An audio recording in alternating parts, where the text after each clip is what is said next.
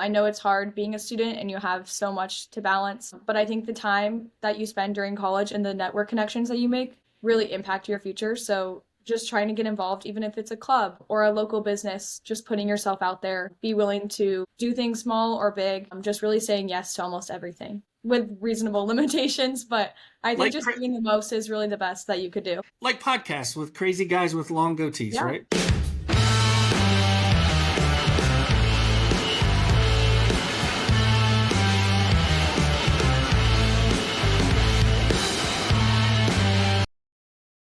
What's up, everyone? It's Eric Vessels with Tactiful. Welcome back to Tactiful Tuesdays, episode 7. Really glad to be here with my friend Kendra Roberson, who is a junior now at Cal Poly. Kendra, thanks for joining me on the podcast. Hey, thank you for having me. I'm so excited to be here. Awesome. Well, as you know, these are something new that we've been doing at Tactiful. Every Tuesday, we just try to talk with someone and kind of hang out. We talk a little bit about the industry, but we also want to kind of just get to know different people. And I know that you and I have known each other for a while now, but I'm really excited to introduce you to some others in the industry. And you've been introduced before. You've been on a couple of other videos. Like, you're not a complete rookie here, but tell us a little bit about your what inspired you to pursue the degree in graphic communication at Cal Poly, and how your experience has sort of shaped your career aspirations. And you're about to have career aspirations because you're going to graduate here soon. Yes, I am graduating this year, which is super exciting. Honestly, this is not the expected journey that I was planning on when I was like looking at colleges as a senior in high school. I was really into graphic design. In high school, I did a few courses, and my high school graphic design teacher was just really motivational. And I thought that would be something that I would be good at and I would really enjoy, which I still do. I am doing some design work here and there. But when I was looking at majors, graphic communication really stood out to me. Not only was it one of the best programs at Cal Poly, which was really inspiring to see. But I just thought it would offer more of a wider variety of career options, especially since I didn't want to be narrowed down just to graphic design, which I'm glad I didn't, because I didn't realize how big this industry was, which is something that GRC has really helped me with. My time at GRC, they have been super willing to create everybody involved with like almost everything. There are so many different options that you can get involved with, whether it's clubs, different courses, going to conferences. I've done a few of those, which has been really helpful. But yeah, they've just made me realize that there is more to the graphic design world, a whole entire world of print that I didn't really think about. So I think that's definitely the direction that I want to continue in. Kind of still thinking about exactly what I want to do, but I really enjoy working with people and kind of just learning more about the industry and maybe encouraging others to join it as well.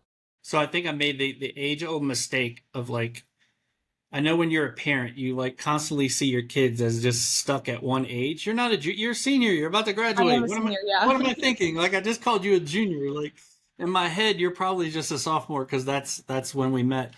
So you've attended several different industry events like EPS Connect. Yeah. I know that that's where we met. I think initially was at EPS Connect. Yes. You received a scholarship from PGSF. How have those experiences influenced your perspective on the printing industry? I know you talked a little bit about some of the events that you've been to.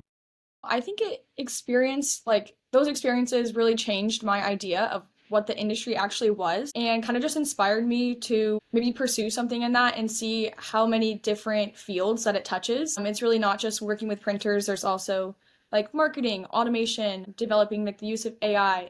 I would say it just made me realize that there are so many different options and kind of shaped my career path into having more flexibility and not being narrowed down just to one thing.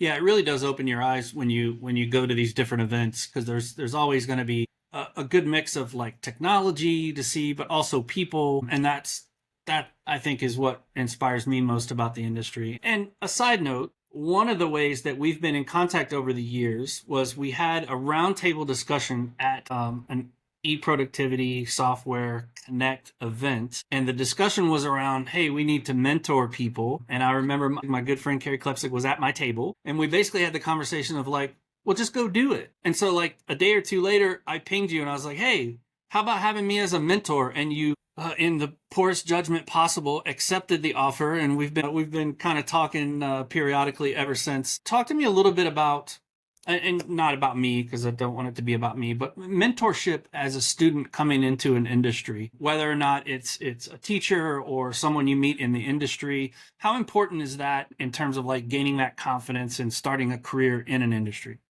Yeah, you actually just took the words. I was gonna say it's a really great confidence builder, and it gives you the confidence to go to these events.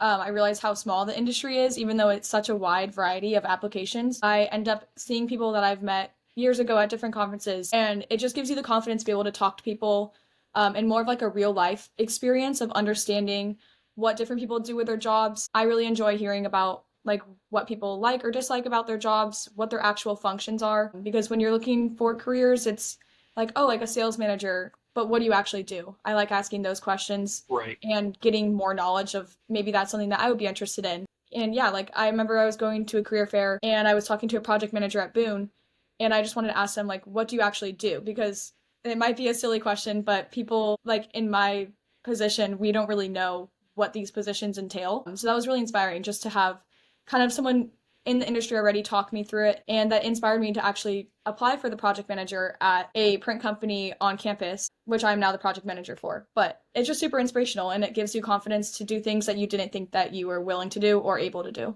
Nice. Yeah. And I think the networking value of that is phenomenal, right? Because if there's one thing I have learned about this industry in my little over 2 decades, well, 2.5 decades really in it, is networking and people. And I've leveraged that along the way in ways that really surprised me. Even now in my role at Taktiful, like a lot of the relationships that I developed at What They Think, I'm now leveraging in my role as Taktiful, and I don't think that ever ends. And I think you'll find the same thing. People that you've met at whether it's EPS Connect or whether it's at a TAGA conference or drupa, which I wanted to talk about. Speaking of great staff, when I was at What They Think, we worked with the wonderful staff there at the GRC at Cal Poly to bring over some students. And you were one of those. You had the opportunity. What were some key takeaways from the event? I know I spent some time with you guys. We had a cool little lunch with Heather Bannis and her team at Heidelberg on the boat, which was a wonderful experience for you guys. What were some key takeaways? How do you plan to apply that, what you learned, to your future endeavors as you graduate and get into the industry with a job? Yeah. I would say one of my biggest takeaways, which is kind of unrelated to like career, but I was shocked just to see some of these machines in person that I've been learning about for so many years. Like the Heidelberg offset press. We've seen like animated video walkthroughs, but I just had no conception to how big and powerful these machines actually were. It's a beast. That was really cool to see because rarely can you see like a 50-foot, 100-foot long machine in person operating. Like the Indigo press was really cool to see. Yeah. Um, but other takeaways Well, were just, Heidelberg had that cool auto plate changer. Remember? yes, yeah, because we learned about like manual plate changing in a lot of our offset classes. So that was really cool to just see the advancements of automation, which I think is important to see. And I know there's a lot of maybe fear around automation and AI taking over people's jobs in this industry. But I think it was inspirational to see how it could be used in a good way and not necessarily like taking jobs away, but what can you do with the new advancements and possibilities that it brings. Like there's a lot of new possibility for like digital improvements, like making everything more customized and just like more personalized for people, which is really, really cool to see. And maybe there's some room for accessibility changes in that. So I just think it was a really great experience to get hands-on knowledge and just see everything in person because that's really hard to be a student and not really know what you're learning about. So just seeing that was really cool. Bit of like the old adage, drinking from a fire hose, right? Because I remember I would see you guys at the end of the day and you just looked absolutely exhausted, and we were all absolutely exhausted. But There to was a get the lot of most, walking. there's a It lot was of a walk. large I mean, conference. to get the most out of it, you've gotta go because there's Yeah. so much. It's such a large thing. So you are also the augmented reality coordinator for Cal Poly's TAGA team, Yes, Technical that was Association. it was 2 years ago, so I'm not currently that position You were. anymore. I Okay. did. Yeah, so you guys won first place for a technical journal. Share some insights into that project and your role in creating that and what came out of that. Yeah, so as part of the Technical Association of Graphic Arts, we were creating a technical journal that had 5 different articles, all from different authors within the industry, but most were related to Cal Poly, whether it was past students showcasing their senior projects or like other professors or industry leaders. but we decided to centralize our journal around the theme of accessibility in design. So throughout the design applications, like of the whole journal, whether like the font we use, the size, we use like an embellishing touch on the cover. So we just kind of worked with that to centralize everything around accessibility, which was really cool. And as augmented reality coordinator, I was responsible for connecting the print side to the digital side. So each illustration in the journal, you could scan it with your phone using Reality Blue, and it would create like a fun animation, which was really cool. I had never done that before, so it was kind of a learn by doing experience. I taught myself some After Effects and created some cool little basic animations. It would be cool to do it again and maybe make them more interactive, but I didn't have that knowledge base to do that. But it was really cool to see how there are rooms for like connecting print to digital experiences, which I think is really cool. Yeah, absolutely. I think that bridge from print to digital and even reverse from digital to print, right? That's an interesting avenue to continue to explore. I know we've explored it at my time at What They Think. We explored it a lot. How can we take the magazine and embellish it, so to speak, on the digital side by, having more information on the digital where real estate's kind of limited on the print side. Yeah. And you also have already a bit of a professional role. You are junior designer at DCR Design. Yes. I know you've worked on some projects like with LA Metro. How has the practical experience complemented your academic studies, and what challenges have you encountered, or have you encountered challenges? Maybe it's been easy breezy in real world design challenges, projects. Yeah, I think it's a really great experience to have hands-on design experience in a large company environment because LA Metro is obviously a huge organization, and DCR is a smaller company that's ran locally here in San Luis Obispo, and it's a remote job, which comes with its pros and cons. I would say that's where more of my challenges come in.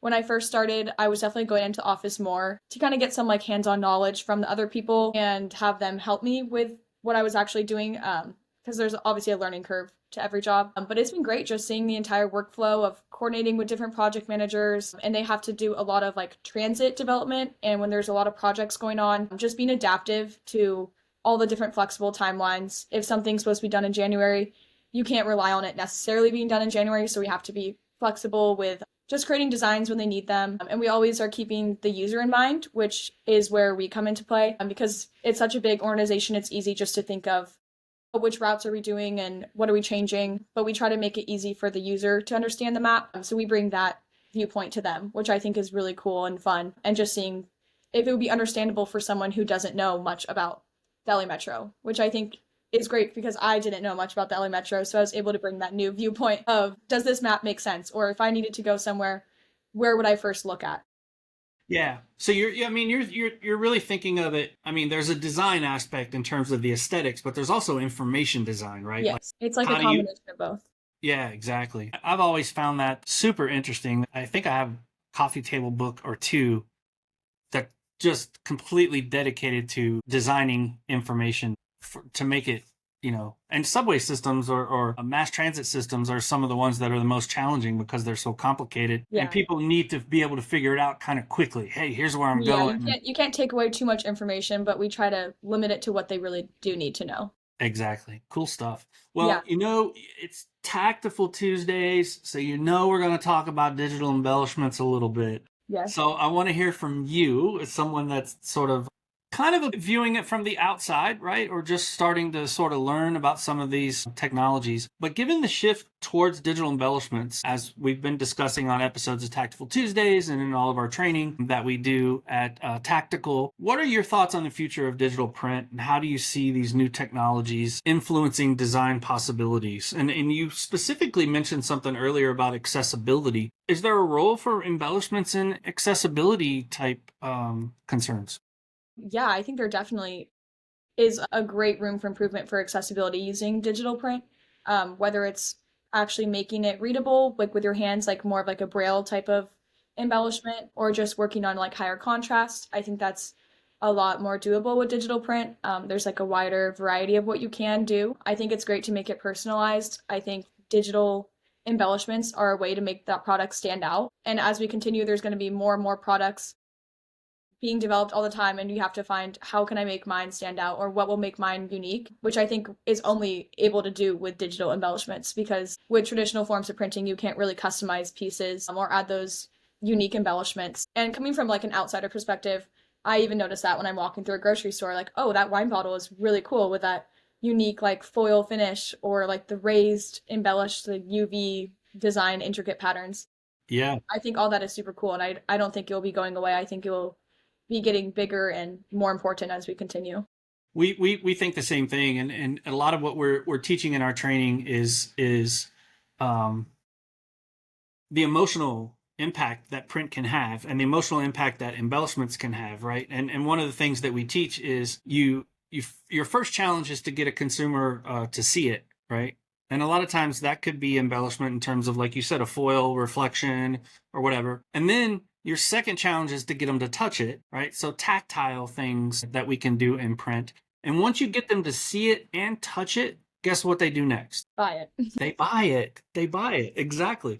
So, I think you're right. I think it's going to grow. I think it's a way to stand out. I'm excited to see what young people like yourself bring to the industry in terms of what are these new ways that we can use these technologies. Because a lot of times we sort of get locked into like, this is how we do this, or this is how we offset is done, or digital print, or whatever. And I'm excited to see what folks like you bring to the industry. So last questions. Advice for aspiring designers. What advice would you offer to fellow students or aspiring designers looking to make their mark in an evolving field of graphic communications? I would say just try to get involved with as much as you can. I know it's hard being a student and you have so much to balance, but I think the time that you spend during college and the network connections that you make really impact your future. So just trying to get involved, even if it's a club or a local business, just putting yourself out there, be willing to do things small or big, just really saying yes to almost everything with reasonable limitations. But I think Like just doing the most is really the best that you could do.